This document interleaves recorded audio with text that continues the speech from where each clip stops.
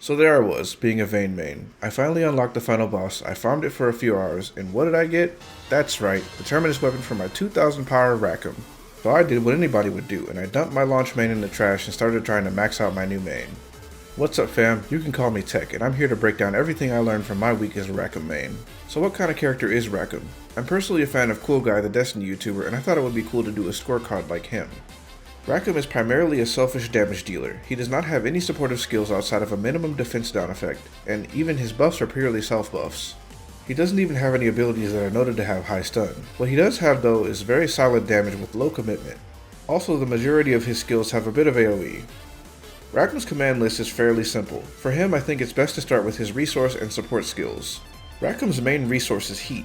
This is built whenever you do attacks outside of his unique attack Bullseye Blast, which will consume some of the heat. His first support skill, Sleight of Hand, interacts with his heat gauge, allowing him to charge Bullseye Blast faster to higher his heat.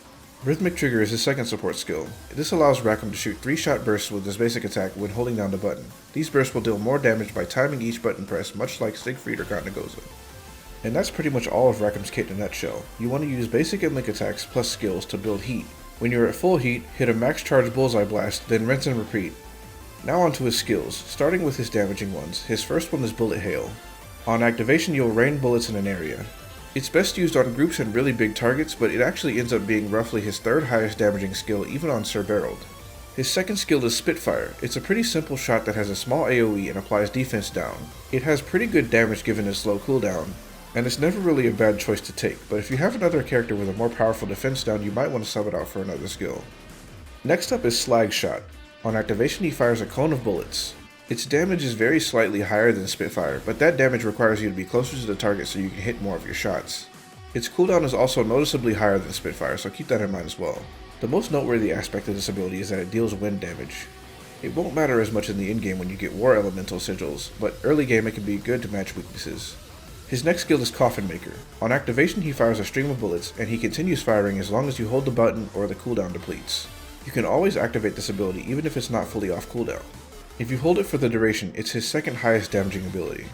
The last of his damaging abilities is Collateral Damage. On activation he charges a giant blast and launches it right in front of him. If you don't move out of the way, you'll pretty much one-shot yourself. All you have to really do is roll backwards though, so you shouldn't have that issue often. This is Rackam's highest damaging ability, and it's kind of his biggest meme. As far as I know, it's the only ability in the game that you can actually hit yourself with. Moving on, you have a choice between two buffs, Wild Gunsmoke and Double Tap. Wild Gunsmoke gives you attack up and crit rate while reducing your defense, and it maxes out your heat for a few seconds, allowing you to spam Bullseye Blast. Double Tap adds additional hits to your normal attack burst, which not only deals more damage but seems to build more heat as well. Both are pretty valuable in different situations, though it's worth noting that there are a few issues with Wild Gunsmoke when used in the in-game, which I will go into later. And lastly, he has one mobility skill called Duration, where you become invulnerable while holding it, and if you dodge an attack, you will max your heat. So now that you understand all of Rackam's skills, how do you build Rackam? Most often, I like to run Spitfire, Collateral Damage, Coffin Maker, and Wild Gunsmoke. I like Spitfire for its really low cooldown and solid damage. Collateral Damage is one of the highest damaging skills in the game, and has good AoE if you happen to be fighting more than one boss. And Coffin Maker is his second highest damaging ability if you hold it all the way, and you can use it pretty freely. And I like Wild Gunsmoke because it allows you to spam Bullseye Blast for a few seconds. For sigils, you want to prioritize the generic damage stuff. Damage Cap, Supplementary Damage, War Elemental, and his unique sigil.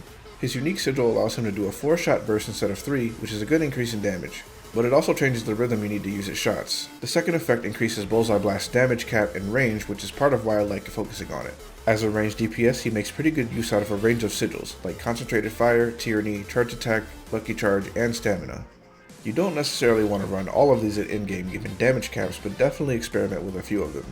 Also, given that he's ranged, I like using the Glass Cannon and Potent Greens combo. Just be sure to slot in some Potion Hoarder as well if you do choose to run that. Beyond that, there's a few things to note about Rackam. The first and probably biggest one for you is that Rackam can be a bit bugged when it comes to playing online. More often than not, when joining an online quest, you'll probably find that when you charge Bullseye Blast fully, it won't release at full charge. This makes it so that it doesn't travel the full distance, and I'm pretty sure you don't get the full damage either, which is pretty bad. Because of this, when you end up having this issue, you need to play much closer to targets than you usually would. I think the issue is related to latency to the host of the quest, because if you host a few teammates, then matchmake, it's much more likely for the issue to not happen, and it never happens offline. This is where there's a relevant debate on which of Wild Gunsmoke and Double Tap are the better buff to run. Some might argue that the attack and crit Gunsmoke gives are not really doing anything when you're hitting damage cap anyway. Add to that the latency issues, the argument could be pretty compelling.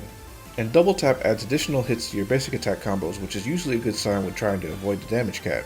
In my personal experience, Wild Gunsmoke spam has felt much better to me, and it still did really good damage even when I had the latency bug. Far more optimal players than me will figure out which one is better, but honestly, just play what you really want. One small thing about Rackam is that while he has more range than anyone outside of probably Eugen and Io, he does have a damage fall off range, meaning there's a certain range that Rackam will do maximum damage, and the further you move away, he'll still hit, but he'll do progressively less damage. One last interesting thing about Rackam is that he's technically the highest damage character in the game against Sir Beryld. He can hit around 75 million damage in 60 seconds by spamming his aerial charge attack. Keep in mind, square attacks are not always the best measure of what will happen in actual boss fights, but I just thought it was interesting. Honestly, it doesn't seem intended that he can do that much damage. I'd imagine it might get addressed in a future patch.